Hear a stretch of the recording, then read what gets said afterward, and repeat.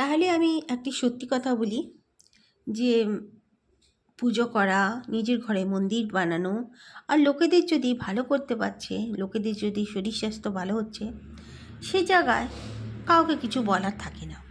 ঠিক আছে, লোক ভিড় করছে, যাচ্ছে, সে কিছু করছে বলে যা হোক 100টার মধ্যে 50টা লোকের হচ্ছে, আর 50টা লোকের যদিও বানা হচ্ছে তবু হচ্ছে কিছু লোকের, তো তাকে মানা যায়।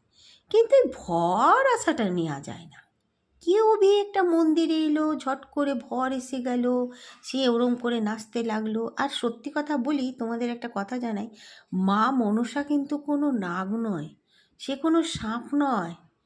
এটা বোধহয় অনেকজন জানে না, তখন ঢং করে সাপের মতন তার শরীরে কিছু আসছে, সেটা মা মনসা নয়। মা মনসার কোনো চেলা এসেছে বুঝে দেখো গা যাও। ঠিক আছে, তাই সব জিনিসেই মা মনসাকে দোষারোপ করো না।